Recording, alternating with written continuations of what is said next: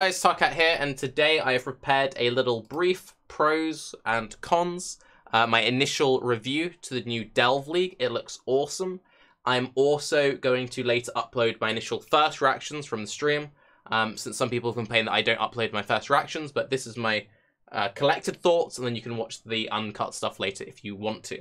So, I'll just go through this. It's kind of picky, some of it, but the whole point of these videos is to be overly picky now, so that people can offer suggestions and improvements for GGG. And I also want to quickly say on that note, really well done everyone at GGG, really well done Ziggy. This launch has been way smoother than the last one, much better example of how to correctly showcase League stuff. As you may remember, last League I made a video kind of complaining about the poor state of the showcasing. Really good job, everyone involved. You've done an amazing one this time round. So let's get into it. So, Infinite. From what we can tell and what we've been told, this looks awesome. I hope it is D.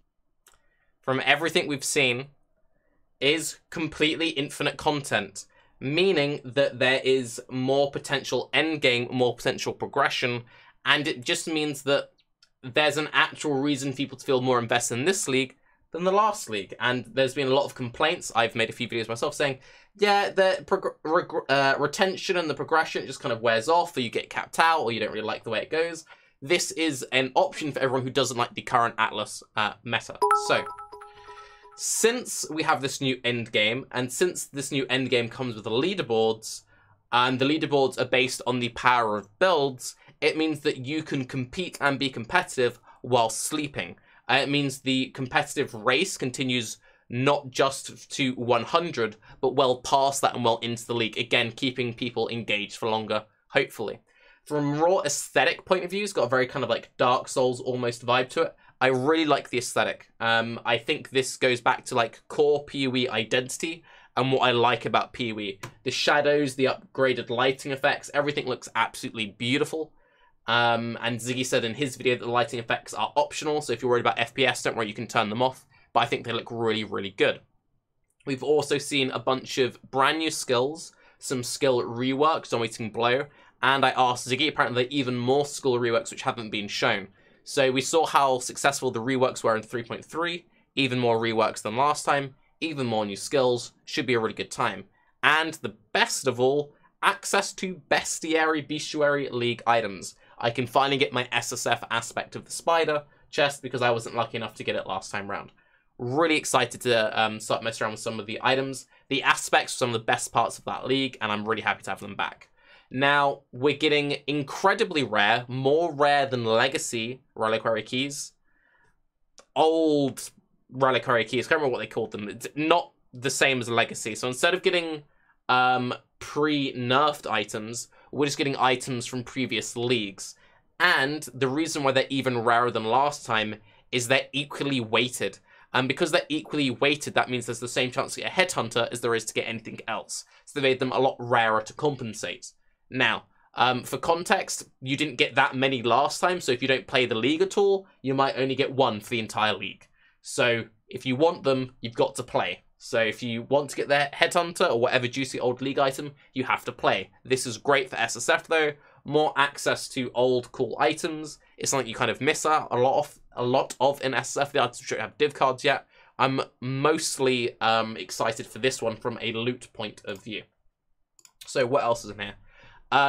The scaling, we think, I've asked Ziggy, seems to be character, not account based. This is very important from my point of view. The reason why I think it's important that the progression is character rather than account based is this little cart thing that follows you around. You can purchase upgrades for it. If you could purchase all of the upgrades across the entire account, it will kill a lot of the potential progression, especially from a hardcore point of view. I almost like to play softcore this league. This mechanic seems very favoured to softcore, the whole infinitely scaling, pushing builds to absolute limits. But it could be kind of lame from a hardcore point of view, where you have one really good character, you fully progress everything, fully upgrade everything, and then you get a really overpowered, fully upgraded cart on your next new character when you rip or reroll or whatever. So yeah, hopefully be character, not account-wide. The crawler dude, the little cart, also actually picks up loot for you, which is really nice. Especially since there is this emphasis going to be going forward, hiding from the darkness, all of that good stuff. If there's any nearby loot, it picks it up. If there's, a chest in the distance, you just need to run over to pick up the chest and loot that chest. But if anything dies near the crawler, it sucks it all up and then pukes it all out at the end. This also means that in softcore, if you die, you lose your run, and any loot that your little cart boy picked up, you lose that as well. So it punishes softcore, which is good because, the reason why I'm excited to play softcore this time around, rather than hardcore, is it means that I can push a build to its absolute limits, but it doesn't feel mindless. One of my main complaints and why I've often not enjoyed playing softcore in the past when I've tried it, is I felt like I was ever being punished. This adds punishment. I like that. That might say something about me as a person, but I like that. I like that little bit of punishment in my PoE. Now, some things for both pros and cons. Insane crafting. We have a whole new crafting system, which seems very powerful for targeting specific things. This will probably also be insane power creep. That's why this is both a pro and a con. Also very interesting, again, from an SSF point of view. It should just be very cool for the crafters out there. So crafter boys, feels good, man. People in standard buying this, or people ripping it in hardcore, big money.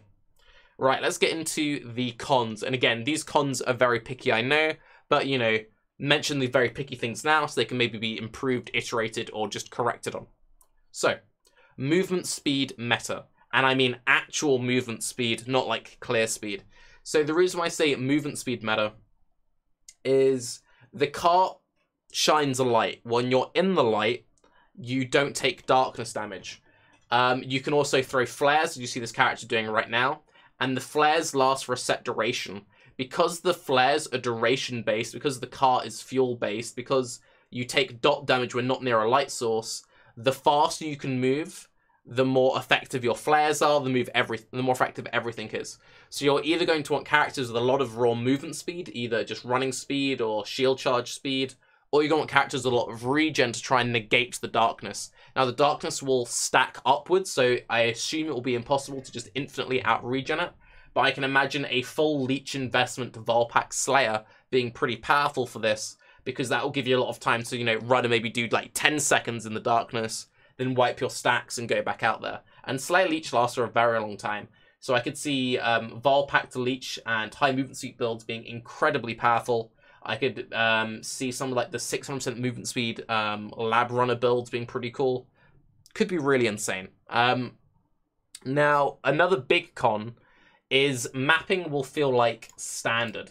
What I mean by that is all of the cool stuff outside of the keys dropping and the fuel collection is all in the depths, the delves, the mine, whatever we're calling it.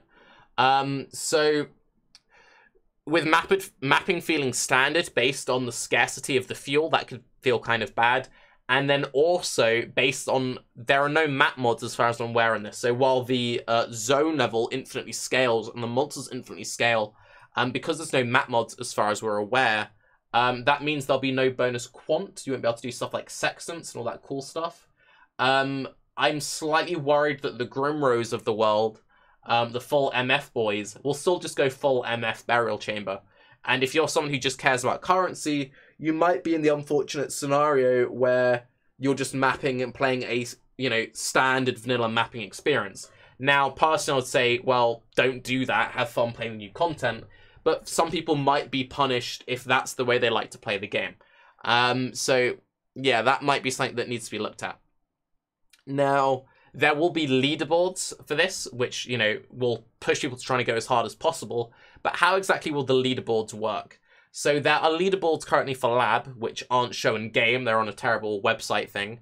And if the leaderboards for this aren't in-game on a horrible UI that no one knows about, then that will really take out a lot of the fun and a lot of the excitement. So I'm really hoping the leaderboards are easily accessible, you're told about them, and they're in-game. And when someone reaches a new pinnacle, maybe you do like a general tell.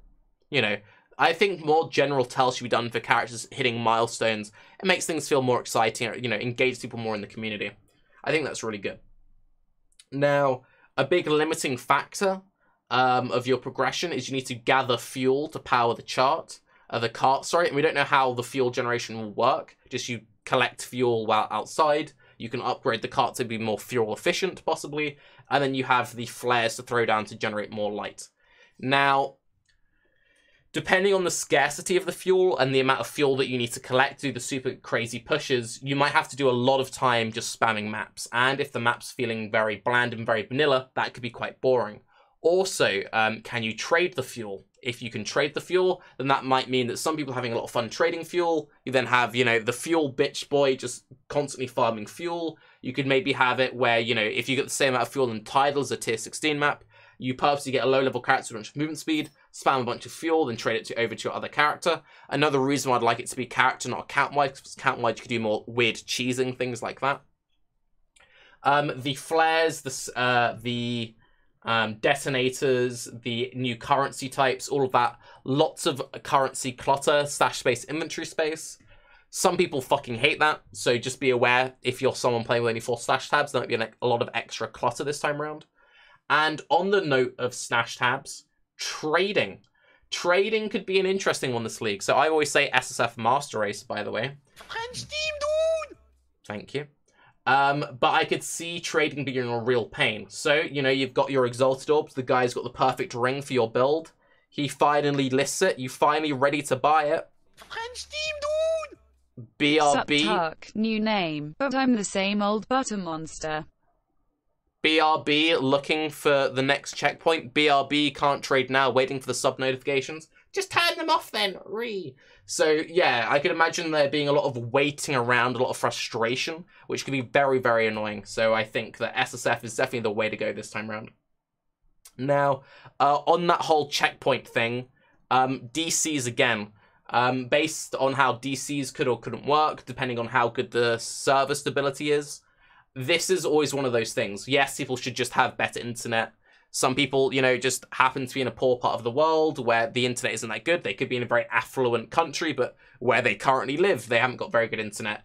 There could be bad servers that time round. There could be all sorts of reasons why you have a lot of random DCs. Could be tech issues based on a new lighting or whatever. DCs could be really punishing. You collect all your fuel, you're ready to start progressing, you get disconnected, you lose your progression, and rip. So, yeah.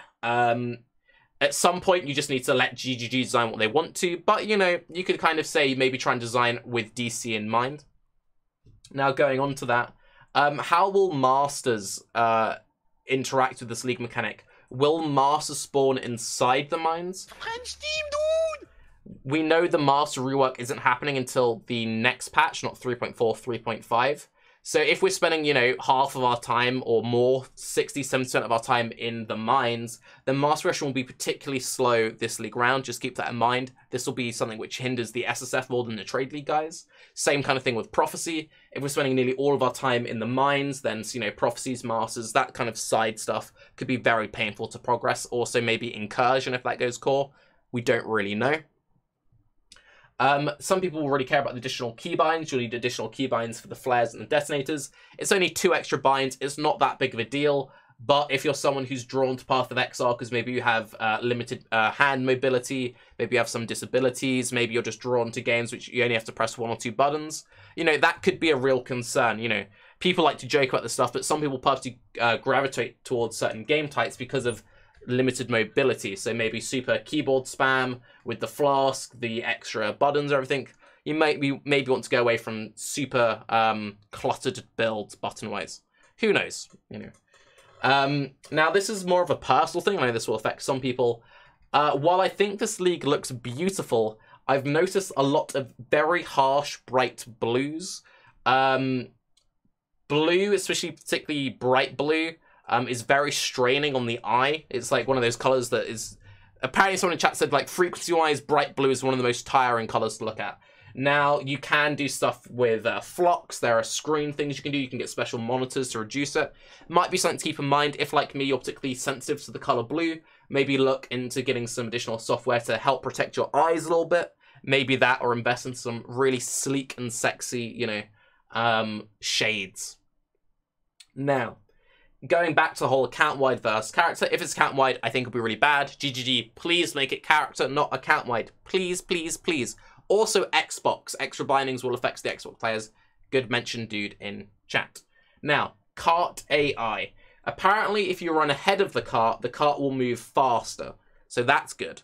But you could end up in an annoying situation where, because you need to be near the cart to survive, otherwise you'll die to darkness, There could maybe be annoying moving around problems. I think one way to bypass this would be if the cart scaled with your movement speed. So yes, if you run ahead and it speeds up, maybe it could have like a percentage, like it's always within like a 20% range of your movement speed. So if you have like 5% movement speed, the cart has 5% movement speed, or maybe that'd be OP, I don't know. But yeah, there's a very fine line between this feeling good and I'm just off-screening everything with like Ellie hitting KB and I'm waiting awkwardly for this cart to catch up. So many builds can off-screen in this game. The cart movement speed, with how fast we can shield charge and stuff, that could be a real issue. Talk about the particular build types. It's tight inside maps again. We had a lot of KB League, you know, with tight ledges and stuff and incursion. This is like another very good league for KB. Probably not many ledges, so maybe Spark or Rain King, bouncing backwards and forwards, some nice vile sparks. But, you know, if it's very tight passageways, stuff like, you know, multi-proj Vile Fireball will be a lot weaker. You know, super off-screening with Ellie hit could be kind of bad, but then you've got Chain and Fork and auto-aim. You kind of get what I'm saying, right?